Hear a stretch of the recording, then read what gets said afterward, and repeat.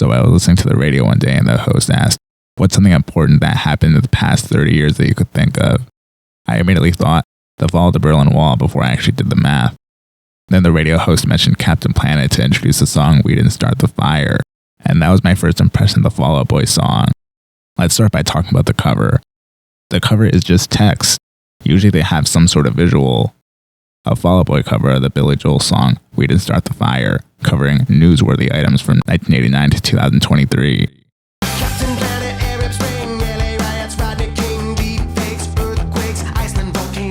Alright, so it's listing a bunch of generic events, two of which actually stand out. So now we get to one of the reasons I wanted to talk about this song, Kurt Cobain. This song is listing newsworthy items from 1989 to 2023. Relatively speaking, Kurt Cobain is not newsworthy. I get it.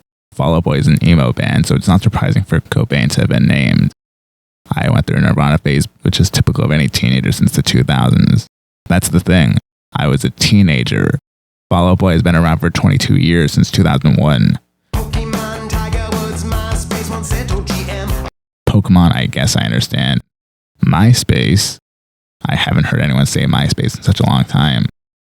I don't even know if that qualifies as newsworthy. I mean, I guess it does, since it pioneered websites like Facebook and Twitter, Instagram. Harry Potter at least makes sense because of how popular it was. Twilight is basically the Nirvana of novels. Actually, no, in order for this to be true, Twilight has to still be popular, which is not. It was just a fad every teenager evidently grew out of, since it's not even talked about anymore, as Kurt Cobain still is. Michael Jackson dies. His death specifically. Again, that's not newsworthy in the long run.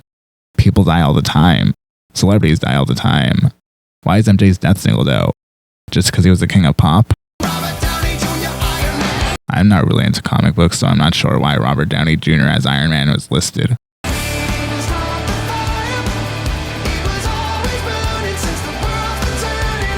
I'm assuming fire is a metaphor for historical events. If so, looking at the lyrics so far is disappointing. Actually, now that I'm analyzing it, the fire, I guess, is supposed to be Earth. Still disappointing list.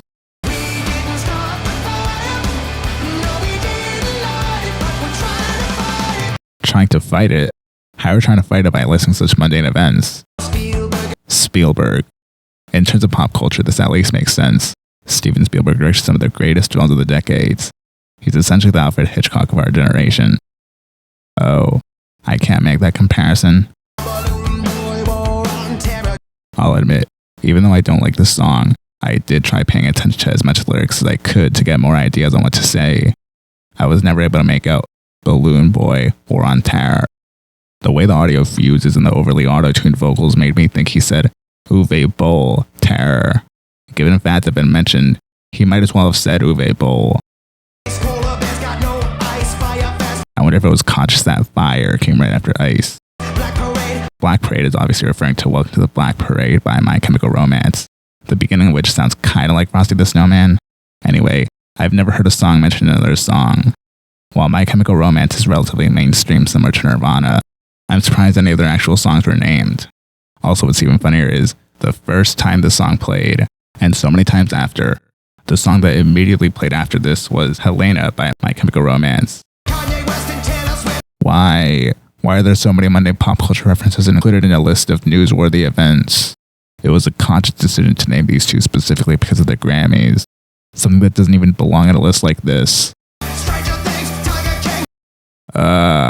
Stranger Things is the most overrated show in the history of television that ruined a bunch of 80s songs for me. I can't listen to any of the songs that were included in Stranger Things out of fear of being mistaken for a fan. Stranger Things is just another pop culture fad like Twilight. At least I hope it is. As for Tiger King, nobody cared about it since the height of the pandemic. At this point, it just sounds like someone compiled the list as fast as they could out of procrastination. Let's parody Billy Joel's song and add events of our own. Oh no, we only have half an hour to write the lyrics. What should we add? Kurt Cobain is liked by teenagers. Yeah. Michael Jackson dying. That was important the last 30 years. What about Twilight? Stranger Things. Yeah, go ahead. There are songs that only took minutes to write, and this sounds like one of them. It really does sound as though this was written in a very limited amount of time. Michael Jordan, 23. Why specifically 23? I'm not a sports guy, so I can assume that's his jersey number. And was it a conscious decision that they added this when the song was recorded and released in 2023? MTV killed MTV because of the reality shows and lack of music, if you want to get really technical. Though I do like that this is referencing video killed the radio star. I really don't know how to feel about this. SpongeBob was and still remains popular. Unlike Kurt Cobain, Twilight, and Stranger Things, SpongeBob is actually popular for the right reasons. And I don't even like SpongeBob. Unfortunately for me, I can't say I'm a fan of any of the 4 pieces of media I just listed. I wonder how conscious it was for Golden State to have been listed right after SpongeBob. SpongeBob's yellow, Golden State. I have 2 questions. 1, who's the target audience for this song? Well, that's kind of obvious, so forget I asked. 2, how many of these events can the target audience even name or remember? Bush v. Gore, I can't take it anymore. Elections in America take place every 4 years. Why does this election stand out so much that he had to say, I can't take it anymore afterward? Seeing the content up until this point, it couldn't just be because Gore and any more rhyme. Probably one of the only few things on this list that actually matters. Tom DeLonge and Aliens. Now we get to the second reason I'm even doing this video in the first place. For those of you who don't know, and I know you don't know, Tom DeLonge is one of the 2 singers of the punk rock band Blink-182.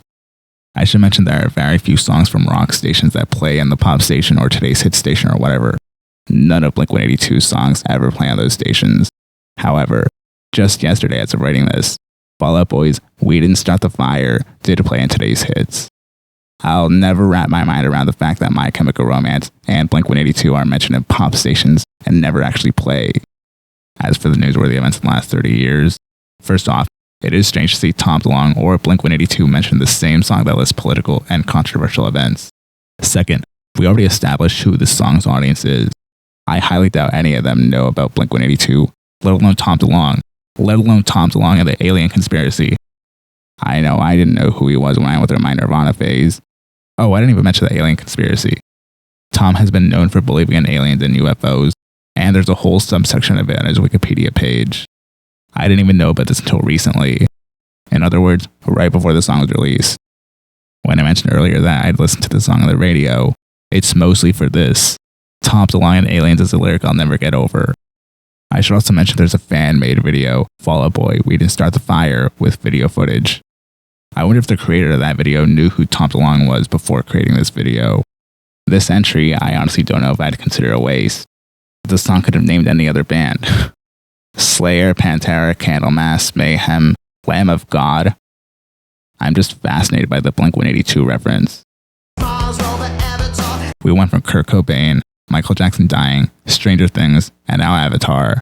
At this point, I'm not surprised about the overrated pop culture references, though I wonder if it was conscious for Mars Rover and Avatar to be mentioned because of Tom DeLonge and Aliens. And Prince and the Queen dying was also added for yet another conscious decision. After the stanza, the song just repeats until the end. Ultimately, I think the song was just a waste.